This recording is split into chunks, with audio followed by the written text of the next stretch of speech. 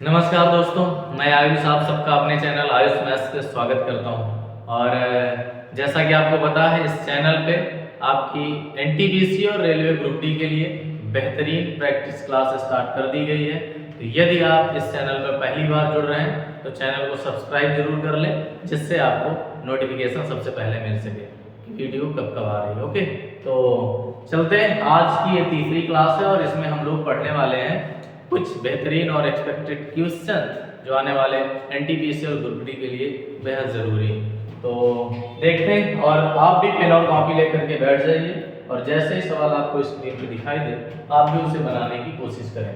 ठीक है, कुछ ये प्रीवियस ईयर क्वेश्चन है जो आने वाले एग्जामों को ध्यान में रखते हुए मैंने आज सिलेक्ट किए हैं। जैसा कि इसमें कहा गया कि किसी निश्चित धनराशि पर साधारण ब्याज की दर में 3% की वृद्धि होने पर प्राप्त होने वाले साधारण ब्याज में 240 रुपए, कितने की 240 रुपए 240 रुपए की वृद्धि हो जाती तो निवेश की गई राशि ज्ञात करना है। ठीक है, कितने की 240 रुपए की वृद्धि हो जाती है।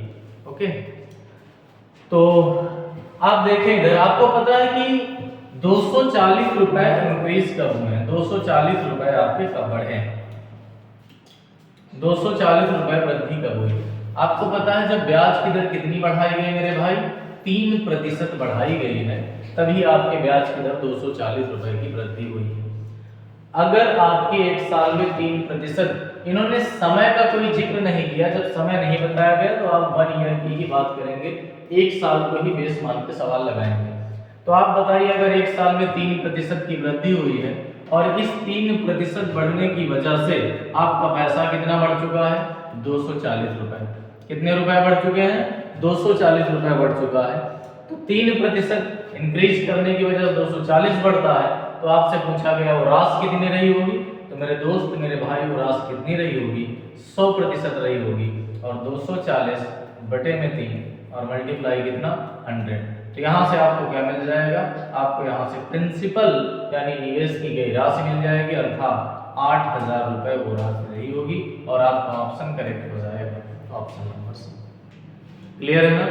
तो ऐसे ही बेहतरीन सवाल आपको आज मिलने वाले हैं, तो अधिक से अधिक अपने दोस्तों को भी शेयर कर दें और जल्दी से जल्दी सब लोग इसमें जुड़ जाएं। ठीक है, चलिए अगले क्वेश्चन की ओर बढ़ते हैं और अगला क्वेश्चन आप बताइए क्या होगा। ठीक है, नेक्स्ट क्वेश्चन आपकी स्क्रीन पे ये रहा। चलिए फिर से एक साधारण ब्याज का ही सवाल है और बहुत बेहतरीन सवाल है। आप जब इस सवाल को बनाते हैं तो किस तरह आप एक्स वाई मान करके सवाल को बनाते हैं, इससे डिफरेंट बेहतरीन तरीका आपको हम यहाँ बताने वाले हैं कि विदाउट अ फार्मूला, बिना एक्स वाई के सवाल को कुछ सेकंडों में भी हल कर सकते हैं। ठीक है, चलिए आपको पता है कि इन्होंने बताया कि धनराशि साधारण ब्याज की एक निश्चित दर पर 10 वर्षों के लिए निवेशित की गई है। यदि इसे 5% अधिक दर पर निवेश किया गया होता तो ब्याज तुम्हें 1200 रुपए अधिक प्राप्त होता। अब आप बताइए कि अगर आप फार्मूले से लगाते हैं, एसआई बराबर अगर आप लगाते हैं, एसआई बराबर पीआरटी लगाते हैं, तो यहां से आपको पहले तो रेट निकालना पड़ेगा। क्या निकालना पड़ेगा, आपको पहले रेट निकालना पड़ेगा। क्यों, क्योंकि इन्होंने बताया कि यदि इसे 5% अधिक पर निवेश किया जाए, अगर 5% अधिक पर निवेश करना है तो इसका मतलब पहले आपको रेट पता होनी चाहिए। अगर आपको पहले दर मिल जाती है तो आप उसे बढ़ा सकते हैं, आप उसे इंक्रीज कर सकते हैं, लेकिन चूंकि आपके पास रेट नहीं है तो आप इस फार्मूले के द्वारा पहले रेट निकालेंगे, उसके बाद आप उसे इंक्रीज करेंगे। परंतु ये सारी कहानी आपको कुछ करने की जरूरत नहीं है। आप एक चीज समझिए, अगर आपका पैसा बढ़ा है तो उसकी वजह है 5% रेट का इंक्रीज होना। तो यहाँ से एक चीज समझिए, अगर 5% दर बढ़ी, इस बात का सीधा मतलब है कि 100 रुपए पर आपको एक साल में 5 रुपए अधिक मिल रहे होंगे।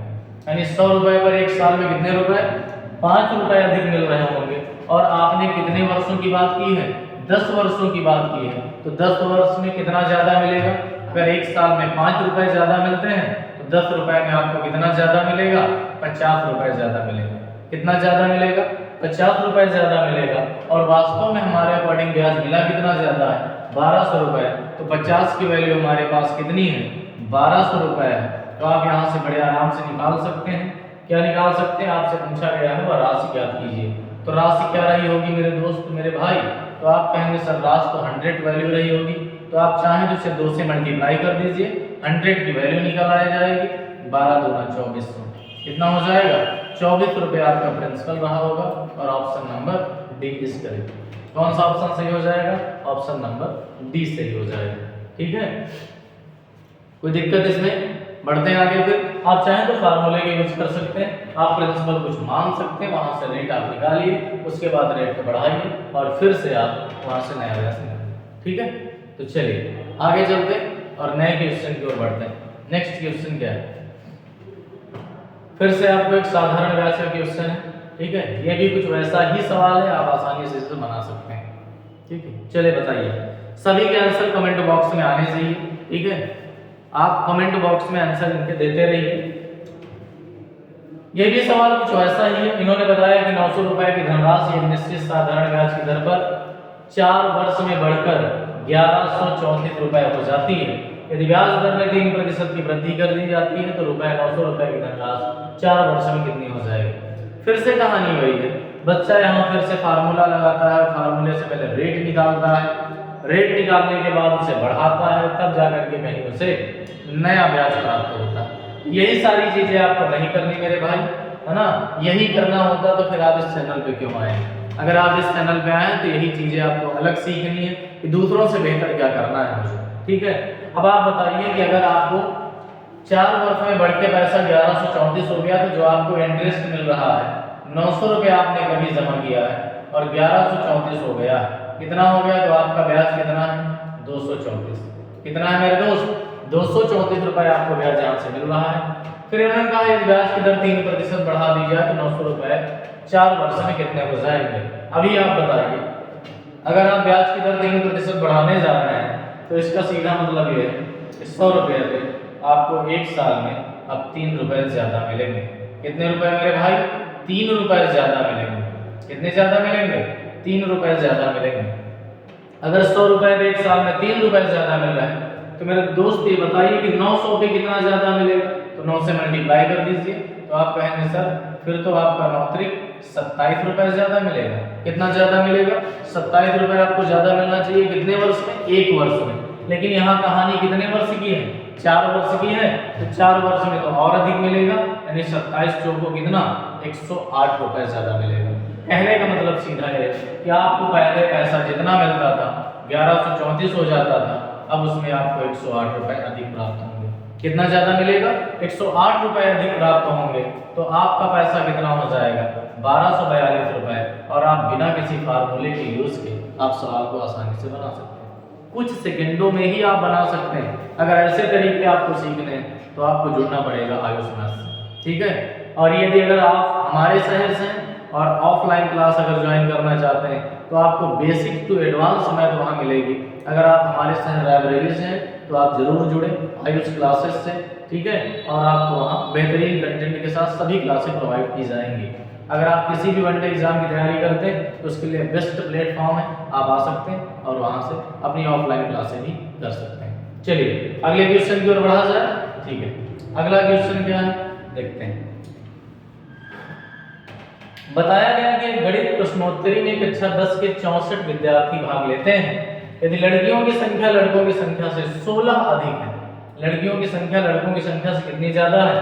16 अधिक है, तो प्रश्नोत्तरी में भाग लेने वाले लड़कों की संख्या का उन विद्यार्थियों की संख्या से रेशियो बताना है। बताइए, आपको बताना है टोटल विद्यार्थी जो आपके हैं 64। इन्होंने बताया इसमें से बॉयज और गर्ल्स के बारे में। किसके बारे में? इन्होंने कहा लड़कियों की संख्या लड़कों की संख्या से 16 ज्यादा है, लड़कियों की संख्या लड़कों की संख्या से कितनी ज्यादा है?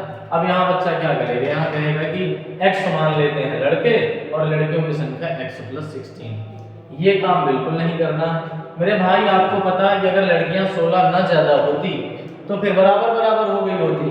अगर लड़कियां 16 ज्यादा ना होती तो एक काम करते हैं ना, पहले इस 64 में से 16 निकाल कर बाहर रख लेते हैं। कितना? अगर 14 से 6 घटाइए तो 8 हो जाएगा और 5 से 1 4 48, यानी अब बचा कितना? 48 और दोनों बराबर बराबर हो जाएंगे, यानी कितना कितना 24। अब आपको पता है कि 16 लड़कियां ही ज्यादा हैं तो 16 आगे को दे दीजिए, यानी आपकी लड़कियां यहाँ कितनी हो जाएंगी? 6 4 10, 2 1 3 1 4, यानी 40। इसका मतलब सीधा है कि 64 बच्चों में से 40 आपकी लड़कियां हैं और लड़कों की संख्या कितनी है 24 है। कितनी है 24 है। अब यहाँ से इन्होंने पूछा क्या, लड़कों की संख्या का रेशियो पूछा है टोटल बच्चों के साथ। तो लड़कों की संख्या है मेरे दोस्त 24 और टोटल कितने कैंडिडेट थे 64 और इन्हीं का आपसे क्या पूछा गया रेशियो पूछा गया। तो आप इसे काट दीजिए आसानी से, 8 से कट जाएगा, 8 3 24 और 8 क्या हो जाएगा 64 हो जाएगा। 8 कितना हो जाएगा 64 हो जाएगा और 3 रेशियो कितना आ जाएगा 8 आ जाएगा। बताइए क्लियर है ना चीजें। तो आप कमेंट बॉक्स में जरूर बताया करें लास्ट में कि आपको क्लास कैसी लगी, ठीक है, आपको कंटेंट कैसे रहे, सवाल कैसे लगे। आपका ये प्यार ही और ज़्यादा मोटिवेट करता है लगातार वीडियो प्रोवाइड करने की कोशिश करने की, ठीक है। तो बस अधिक से अधिक लोगों को जोड़ते रहिए इस चैनल पे, आपका सपोर्ट ही है ना और ज़्यादा मेहनत करवाने में मजबूर करता है। चलिए अगले क्वेश्चन की ओर बढ़ते हैं। करैक्ट क्लब में महिलाओं की संख्या का पुरुषों की संख्या से अनुपात 3:2 है। हाल ही में 300 महिलाएं क्लब में शामिल हुई और अनुपात 5:2 हो गया। क्लब में अब महिला सदस्यों की संख्या, चलिए बताइए, आप बताइए इसका आंसर कमेंट बॉक्स में क्या होगा। कोशिश करें आप कि क्या होगा इसका आंसर, ठीक है, बताएं।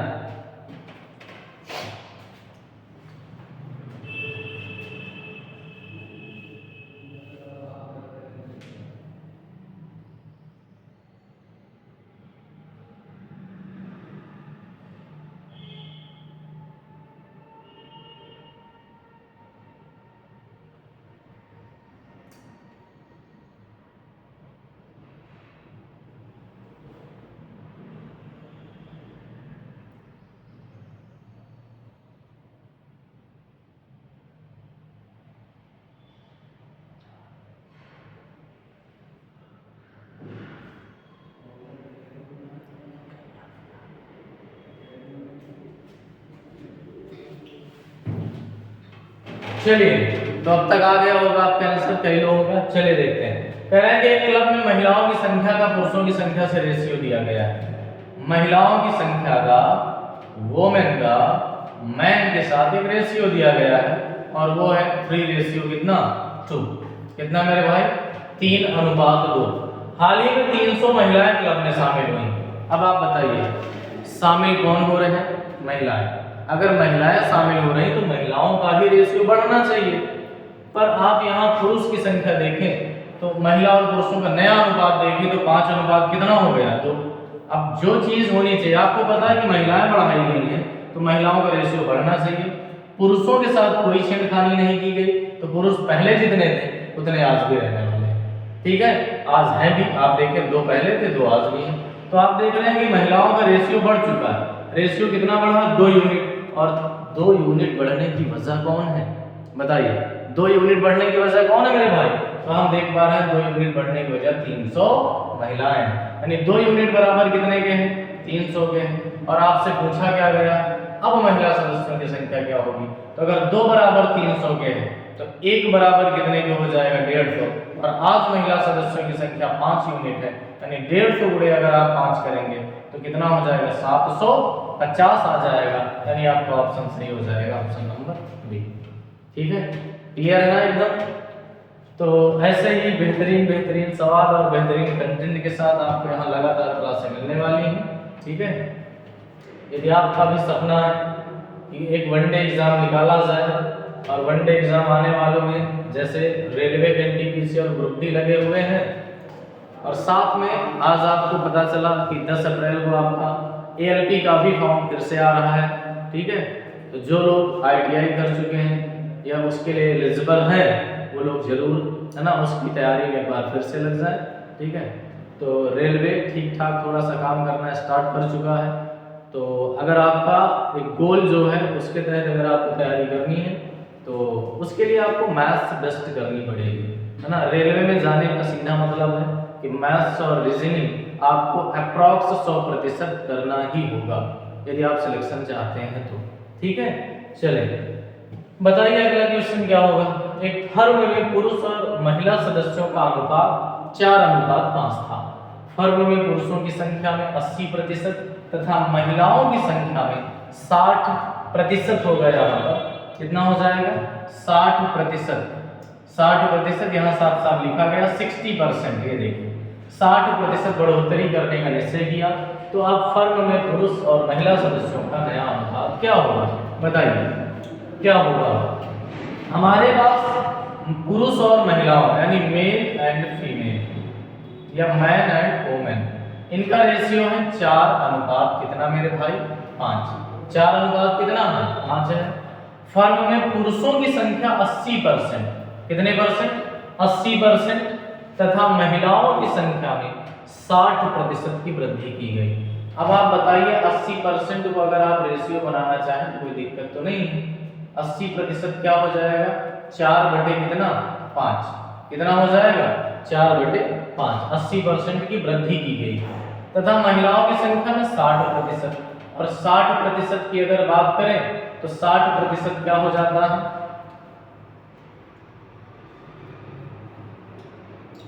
60% क्या हो जाएगा 3/5, यानी 4/5 बढ़ाया गया। कितना बढ़ाया गया, एक तो ये तरीका है।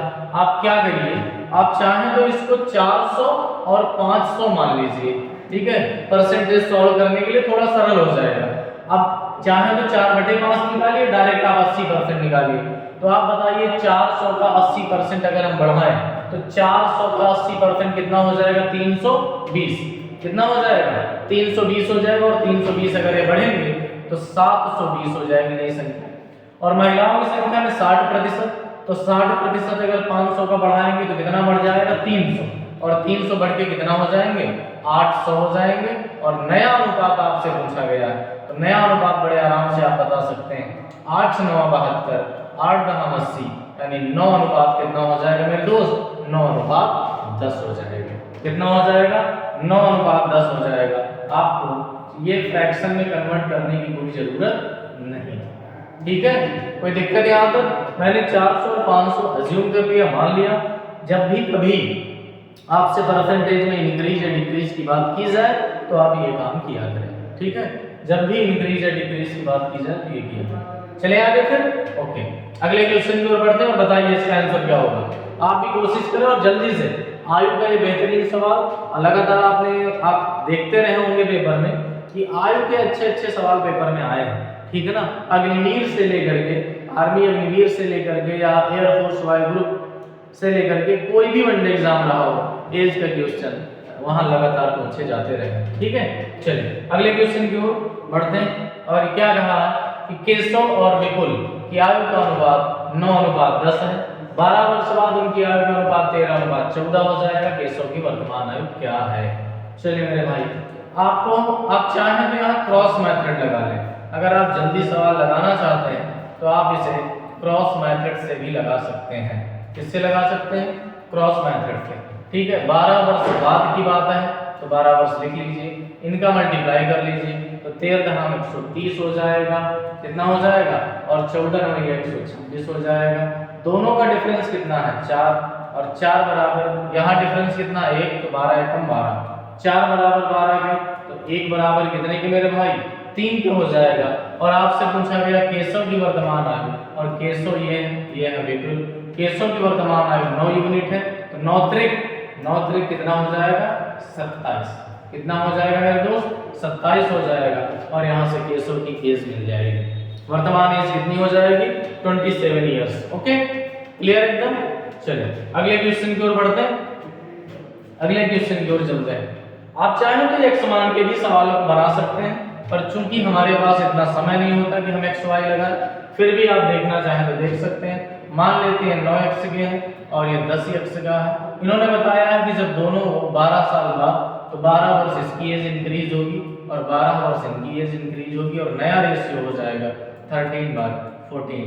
अगर यहाँ से आप सॉल्व करते हैं तो x की वैल्यू कितनी निकलेगी 3 निकल के आएगी। 9 त्रिक कितना हो जाएगा 27। इस चीज का ध्यान रखें, परंतु आपको एक्स या वाई लगाने की कोई जरूरत नहीं है अगर आप क्रॉस मेथड बेहतर जानते हैं तो, ठीक है। क्रॉस मेथड से अप्रॉक्स लगभग सभी सवाल लग जाते हैं, ठीक है। चलिए अगले क्वेश्चन की ओर बढ़े। नेक्स्ट क्वेश्चन क्या है, फिर से एज का ही सवाल है। करें कि वर्तमान में एक माँ की आयु उसकी पुत्री की आयु की 3 गुनी है। 5 वर्ष पहले उसकी आयु की 3 गुनी है। 5 वर्ष पहले उसकी आयु उसकी पुत्री की आयु से 4 गुनी है। यहाँ थोड़ा सा है ना मिस्टेक है, बच्चा इसे सही कर लो, ठीक है। ये नहीं होना चाहिए, ये यहां से, ये थोड़ा सा रॉन्ग है, ये नहीं, इसे सही कर लीजिए। ओके, इसे सही कर लीजिए, एक्स्ट्रा यहाँ टाइप हो चुका है। देखें, बताया गया कि वर्तमान में एक माँ की आयु उसकी पुत्री की आयु की 3 गुनी है, 5 वर्ष पहले उसकी आयु उसकी पुत्री की आयु से 4 गुनी थी। पुत्री की बताओ। आप कोई भी इसका सवाल इस तरह का आप विदाउट यूज पेन और कॉपी भी कर सकते हैं अगर आपकी कैलकुलेशन बेहतरीन है। तो माता जी हैं, यहाँ किसकी बात हुई है? माता की और पुत्री की बात की जा रही है, माता की और पुत्री की बात की जा रही, कह रहे हैं माँ की आयु पुत्री की आयु की 3 गुनी। अगर पुत्री 1 की है तो इस समय माता 3 की, यानी ये रेशियो है वर्तमान का। किसका मेरे भाई? वर्तमान की बात की गई है, वर्तमान में अनुपात है। फिर कहा 5 वर्ष पहले उसकी आयु उसकी पुत्री की आयु से 4 गुनी थी। 5 वर्ष पहले अगर पुत्री 1 की थी तो फिर माता जी कितने की थी? 4 की थी। अर्थात इस रेशियो से और इस रेशियो के बीच में जो डिफरेंस है वो कितने ईयर का है? 5 ईयर का है। कितने ईयर का है? 5 ईयर का। यहाँ से फिर आप क्रॉस मेथड लगा सकते हैं। क्या लगा सकते हैं? क्रॉस मेथड लगा सकते हैं। 3 एकम 3 और 4 एकम 4 घटाएंगे तो 1 आएगा। कितना आएगा? 1। यहाँ देखें डिफरेंस कितने का है? 3, 5 या 15, यानी 1 बराबर कितने के हैं? 15 के। और आपसे पूछा गया है पुत्री की वर्तमान आयु, तो पुत्री 1 की है यानी 15 वर्ष की। कितने की है? 15 वर्ष की पुत्री है। ऑप्शन नंबर आपका कौन सा सही हो जाएगा? Option number C. ठीक है, तो यहाँ से आप बड़े आराम से हर एक सवाल को बना सकते हैं। अधिकतर सवाल आप एज के क्रॉस मेथड से बना सकते हैं। ठीक है, तो आप वैसे ही सवालों को सीखने के लिए लगातार इस चैनल पे बने रहें। ठीक है, बेहतरीन से बेहतरीन कंटेंट के साथ आपको सवाल मिलने वाले हैं। ठीक है, चलिए इस सवाल का आंसर बताएं क्या होगा।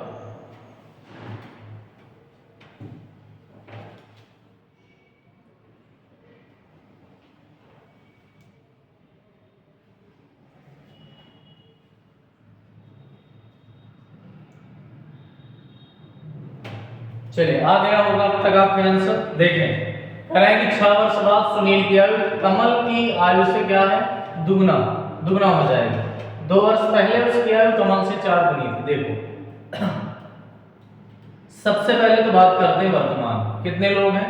सुनील और कमल। एक तो सुनील है और एक है कमल। एक सुनील है और एक कौन है? कमल। कह रहे हैं 6 वर्ष बाद सुनील की आयु कमल से दुगनी हो जाएगी, लेकिन आज से 2 वर्ष पहले उसकी आयु कमल से 4 गुनी थी। आज से 2 वर्ष पहले अगर चले तो सुनील की आयु कमल से 4 गुनी थी, यानी कमल अगर 1 के थे तब सुनील कितने के थे? 4 के थे। कितने के थे मेरे दोस्त? 4 के थे। अब कह रहे हैं आज से 6 वर्ष बाद, आफ्टर 6 ईयर, कितना? आफ्टर 6 ईयर, आज से 6 वर्ष बाद। तो अगर आज से 6 वर्ष आगे जाएंगे तो इन्होंने बताया कि सुनील की आयु कमल से दुगनी हो जाएगी। अगर कमल 1 के हैं तो सुनील कितने के हो जाएंगे? 2 के। अब आप केवल एक बात मुझे बताएं कि अगर इस रेशियो से इस रेशियो तक आना है मुझे, तो इसके लिए कितने वर्ष बीत गए? तो आप कहेंगे सर इसमें कौन सी बड़ी बात है, यहाँ से यहाँ तक 2 वर्ष थे और ये 6 वर्ष, कुल मिला के 8 वर्ष बाद की बात हुई। कितने वर्ष बाद की? 8 वर्ष बाद की ये बात है। अर्थात अब आप यहाँ से फिर से क्रॉस मेथड लगा सकते हैं। तो 4 एकम 4, 2 एकम 2, घटाइए कितना बचेगा? 2। और यहाँ देखें तो डिफरेंस 1 का है, 8 एकम 8 हो जाएगा। तो 2 यूनिट अगर 8 के बराबर है तो आप किसकी एज चाहते हैं? आप कमल की एज चाहते हैं। कमल 1 बराबर 8 के हैं, 2 बराबर 8 के हैं, तो 1 बराबर कितने के? 4 के, यानी 1 बराबर 4 के हो जाएगी। अब आपको पता है कि कमल की वर्तमान एज चाहिए। कौन सी एज चाहिए? वर्तमान एज। ये एज कब की है? ये 2 वर्ष पहले की है भाई। कब की है? अगर 2 वर्ष पहले कमल 4 का था तो मेरे भाई आज कितने का होगा? तो आप कहेंगे सर आज तो 6 का होगा। कितने का होगा? 6 वर्ष का होगा। तो आप हर एक सवाल, चाहे वो गुना पे आधारित सवाल हो या सीधे रेशियो दिया जाए, हर एक सवाल आप इस क्रॉस मेथड से बना सकते हैं। आपको किसी भी एक सवाल की जरूरत नहीं। ओके, चलिए बढ़ा जाए आगे फिर। ठीक है ना, मजा आ रहा, सारी चीजें क्लियर हो रही हैं। आप कमेंट तो करते रहें, शेयर करें भाई अपने और भी दोस्तों को, है ना। बताते रहे उन्हें कि यहाँ पे बेहतरीन कंटेंट के साथ आपको अच्छे सवाल मिलेंगे। ठीक है, अधिक से अधिक दोस्तों तक इसे पहुंचाएं। चलिए अगले क्वेश्चन की ओर। नेक्स्ट क्वेश्चन आज का ना 10वां सवाल है। और यदि आपने एवरेज पढ़ रखा है, क्या पढ़ रखा है? एवरेज पढ़ रखा है, तो आप बड़े आराम से सवाल को बना पाएंगे। एवरेज का सवाल है ना, बताइए 20 प्रेक्षणों का माध्य, कितने प्रेक्षणों का? 20 प्रेक्षणों का माध्य कितना है मेरे दोस्त? 50 है। कितना?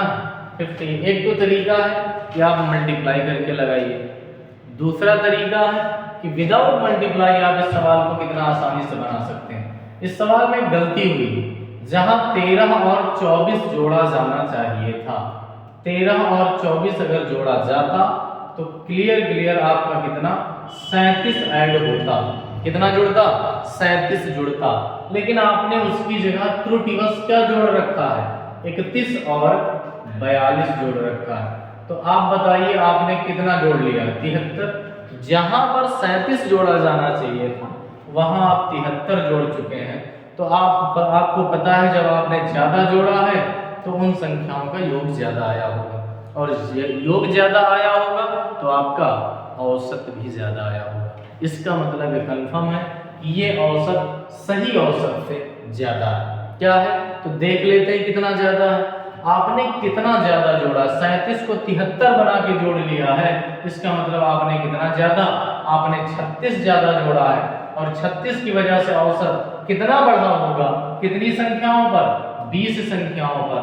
तो अगर आप भाग करेंगे तो 1.8 आ जाएगा, यानी 1.8 आपका औसत जो है, एवरेज, वो मोर है, वो ज्यादा। तो आप इतना कम कर दीजिए। अगर 50 में 1.8 कम करेंगे तो आपका आंसर कितना हो जाएगा? आपका आंसर 48.20 आ जाएगा। यानी वास्तव में जो इसका एवरेज था वो 48.20। क्लियर है?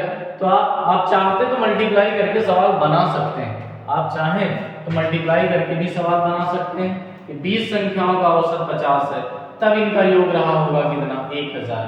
और फिर आपने संख्याओं में गलती की है जोड़ने में, जहां 37 जोड़ा जाना चाहिए वहां 73 जोड़ लिया है, ज्यादा जोड़ा है। तो आप जितना ज्यादा जोड़ रखे हैं उतना कम कर दीजिए, यानी 36 कम कर दीजिए।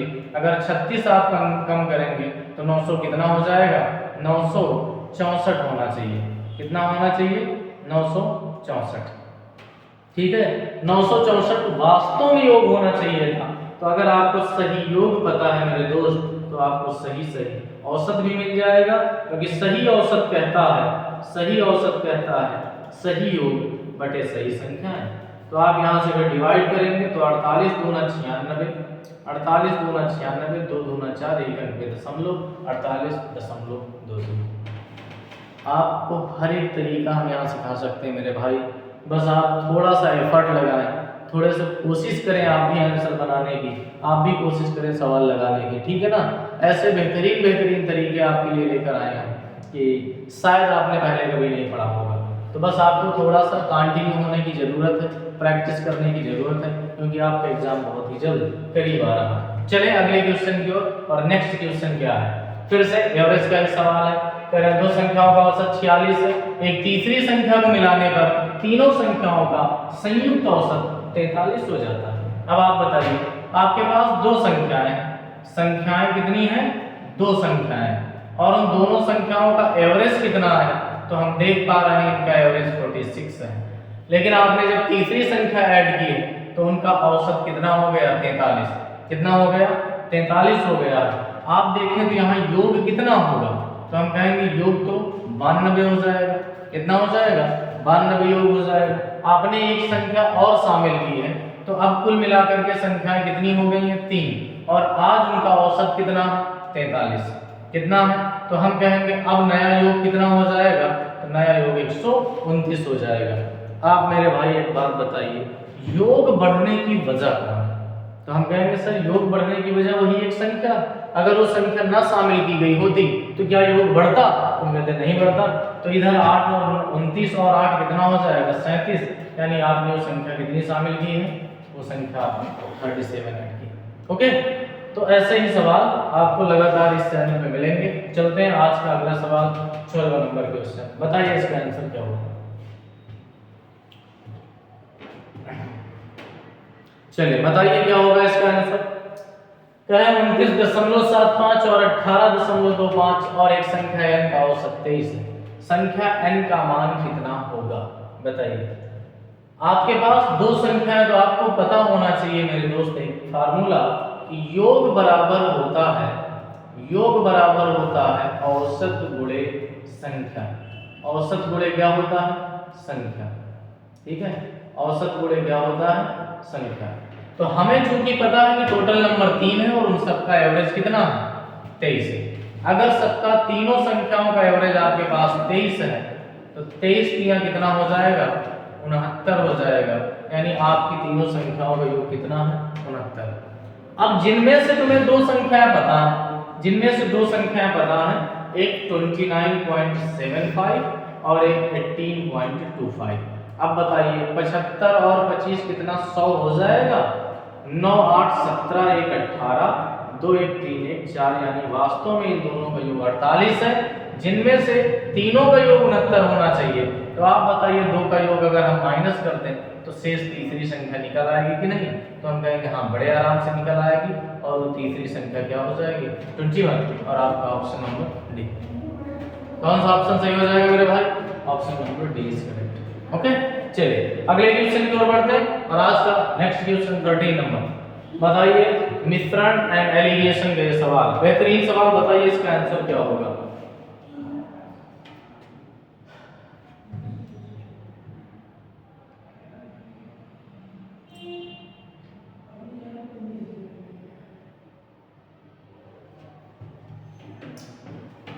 चलिए तो कह रहे हैं कि एक तरल मिश्रण में 1/5 अम्ल है, 3/5 आपका अल्कोहल है और शेष पानी है।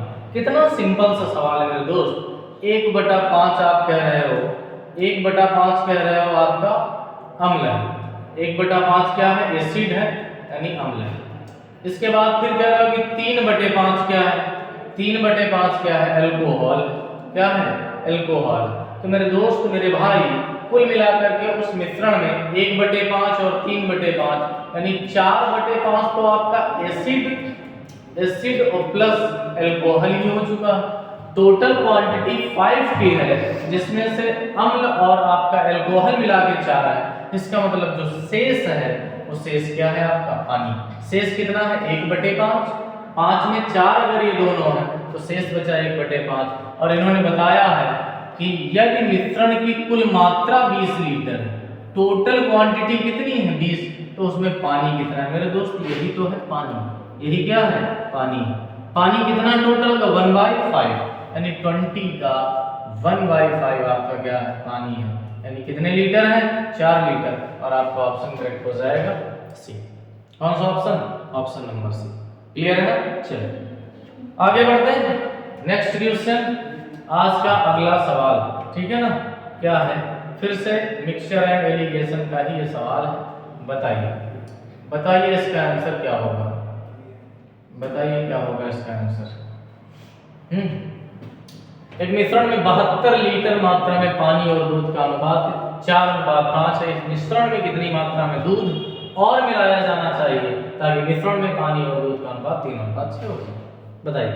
बताइए क्या होगा इसका आंसर मेरे भाई। मिलाइए दूध में पानी।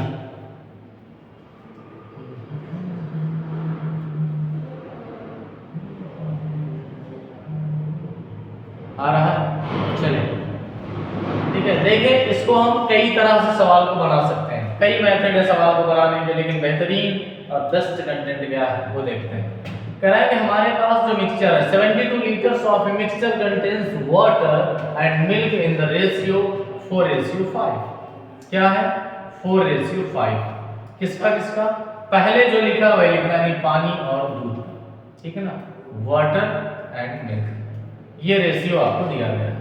इस मिश्रण में कितनी मात्रा में दूध और मिलाया जाना चाहिए ताकि मिश्रण में पानी और दूध का अनुपात 3:6 हो जाए। कितना 3:6 हो जाए। आप ये अनुपात बनाना चाहते हो और मिलाना चाहते हो कितनी मात्रा में दूध और मिलाया जाए। क्या मिलाया जाए, लिखा है कि how much more milk should be added to this mixture, यानी आपको दूध मिलाना है, पानी के साथ कोई बदलाव नहीं करना मेरे को। आपको क्या मिलाना है दूध मिलाना। आप चाहें तो यहाँ से क्वांटिटी निकाल भी सकते हैं। आपको पता है 5 4 9 यानी 72 के कितने टुकड़े हो रहे हैं? 9 टुकड़े, तो एक कितने का हो जाएगा मेरे दोस्त? 8 का हो जाएगा। कितना हो जाएगा? एक टुकड़ा 8 का हो जाएगा। तो 8 चौक कितना हो जाएगा? 32 और 8 पंग 40, यानी इसमें आपका वाटर और मिल्क कितना इतना है? 32 लीटर पानी है तो 40 लीटर दूध है। अब कह रहे हैं इस अनुपात को 3:6 करना है मेरे भाई। आप 3:6 करना तो चाहते हैं लेकिन मिलाने क्या जा रहे हैं? तो हम कह रहे हैं सर हम तो पानी दूध मिलाने जा रहे हैं। नहीं, पानी में कोई बदलाव नहीं होगा, पानी पहले जितना था उतना आज भी रहेगा, लेकिन पानी पहले 32 था तब इसके 4 टुकड़े हो रहे थे, आज उसी पानी के 3 टुकड़े हो रहे हैं, यानी 32 के कितने टुकड़े हो रहे हैं? 3 टुकड़े हो रहे हैं। तो अगर हम 32 के आज 3 टुकड़े कर रहे हैं मेरे दोस्त, 32 के 3 टुकड़े कर रहे हैं, तो हमारे पास मिल्क कितने टुकड़े हैं? तो मिल्क के 6 टुकड़े हैं। तो यहाँ से हमें क्वांटिटी मिल जाएगी कितनी? 32 दूना 64 लीटर, यानी आज आपका दूध होना चाहिए 64 लीटर। अगर दूध होना चाहिए, पहले से दूध कितना है? 40 लीटर, आज 64 चाहिए, तो मिलाना कितना पड़ेगा मेरे भाई? हम कहेंगे सर फिर तो मुझे 24 लीटर दूध मिलाना पड़ेगा, और आपका ऑप्शन सही हो जाएगा। ऑप्शन कौन सा ऑप्शन? आपका ऑप्शन करेक्ट हो जाएगा, ऑप्शन नंबर ए। ठीक है ना? ये चीजें तो कैसी लगी आपको ये क्लास जरूर बताएंगे कमेंट बॉक्स में। ठीक है, अगर अभी तक आपने सेशन को लाइक नहीं किया तो जरूर लाइक कर दें, अगर आपको सभी के सभी सवाल पसंद आ रहे हैं। ठीक है, चलिए क्लियर है? और भी तरीके से इसे लगा सकते हैं आप, एक्स वाई मान के भी सवाल को बना सकते हैं, आप विदाउट क्वांटिटी की यूज के भी सवाल यहाँ आप बिना क्वांटिटी निकाले भी सवाल बना सकते हैं। ठीक है मेरे दोस्त, तब भी आप कर सकते हैं। कहें तो हम बता सकते हैं इस सवाल को कि आप बिना क्वांटिटी के कैसे इस सवाल को बना सकते हैं। ठीक है, आप बिना क्वांटिटी निकाले भी सवाल कैसे बना सकते हैं, देखिए।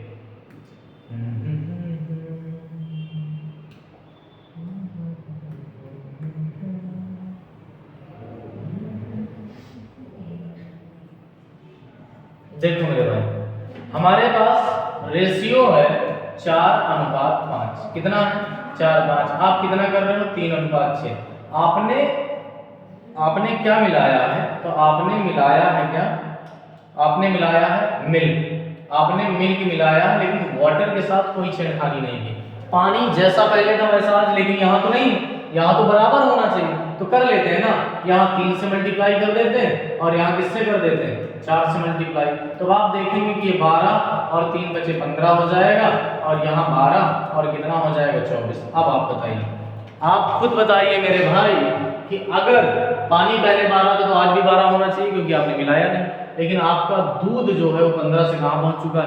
24 पहुंच चुका है। कितना पहुंच चुका? 24 पहुंच चुका है। अब आप देखिए कि टोटल हमारे पास 72 लीटर है, और इस 72 के कितने टुकड़े हो रहे हैं? तो हम कहेंगे सर 12 15 तो 27 टुकड़े हो रहे हैं। कितने टुकड़े हो रहे हैं? 27 टुकड़े हो रहे हैं, जिनमें से दूध के कितने टुकड़े बढ़े? तो हम कहेंगे 9 टुकड़े बढ़े, यानी 9 टुकड़े आपने दूध मिलाया। 9 त्रिक 27, 24 या 72। कुछ सेकंडों में आप आंसर तक पहुंच जाएंगे, कुछ सेकंडों में ही आप आंसर बता पाएंगे। विदाउट यूज एक्स और वाई मैंने सवाल 2 तरीके बताए हैं, और वो भी रेशियो से। और भी तरीके हैं, ठीक है ना? और भी बेहतर तरीके सीखने के लिए आपको इस चैनल पे बने रहना होगा। ठीक है ना? चलते हैं और आज का अंतिम सवाल लेते हैं। ठीक है, आज के अंतिम सवाल के साथ बढ़ते हैं। नेक्स्ट क्वेश्चन क्या है? अगला सवाल एक और मिक्सचर का ही सवाल है। चलिए आप बनाने की कोशिश करें कि क्या होगा इसका आंसर। ठीक है ना? बताइए क्या होगा इसका आंसर मेरे दोस्त, बताइए क्या होगा इसका आंसर। 20% सांद्रता वाले 36 लीटर संतरे के रस में 80% सांद्रता वाले संतरे के रस की कितनी मात्रा मिलाई जानी चाहिए ताकि प्राप्त होने वाले मिश्रण की सांद्रता कितनी हो जाए? 60% हो जाए। कितनी हो जाए? 60% हो जाए। 25% सांद्रता वाले 36 लीटर संतरे के रस में, किसमें? 36 लीटर संतरे के रस में, संतरे के रस में 80% सांद्रता वाले संतरे के रस की कितनी मात्रा मिलाई जानी चाहिए? बताइए, ताकि प्राप्त होने वाले मिश्रण की सांद्रता क्या हो जाए? 60% हो जाए। कितनी हो जाए? 60% हो जाए। बताइए क्या होगा इसका आंसर।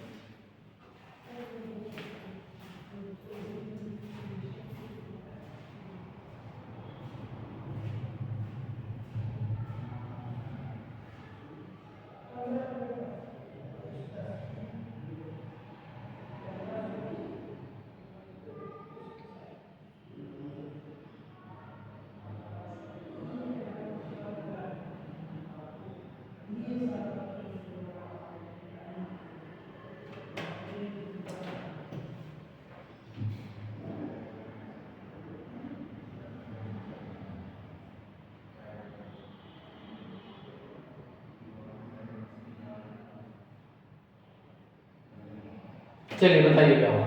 हमारे पास 36 लीटर है और 36 लीटर में 25% सांद्रता है। कितने? 25% सांद्रता वाले संतरे के रस, 25%। कितना? 25% और 80% से मिलाना है। किससे मिलाना है? 80% से। और हम चाहते हैं कि 60% वाला क्या हो जाए? 60% वाला मिश्रण बन जाए। तो आप यहाँ एलिगेशन लगा सकते हैं। क्या लगा सकते हैं? एलिगेशन लगा सकते हैं। चलिए बताइए, एलिगेशन लगाएंगे कितना हो जाएगा? 20। और इधर कितना हो जाएगा? कितना हो जाएगा मेरे दोस्त? 5 से 2 3 35। ये अनुपात होना चाहिए दोनों का। अगर 36 आपका ये है टोटल, तो इसकी वैल्यू क्या होनी चाहिए? इसे काट दो, 5 × 20, 5 × 35, यानी 4 की वैल्यू अगर 36 है, 9 गुना है, तो ये कितना हो जाएगा? 7 की वैल्यू 7 × 9 = 63, यानी 63 लीटर होना चाहिए आपका आंसर। ठीक है ना? कितना होना चाहिए? 63 होना चाहिए। और भी कई तरीके सवाल को बनाने के लिए, लेकिन ऐसे ही बेहतरीन कंटेंट के लिए आप लगातार बने रहें इस चैनल पर। और फिर मिलेंगे एक नई क्लास के साथ, बेहतरीन कंटेंट के साथ। तब तक सभी को शुभ रात्रि, जय हिंद।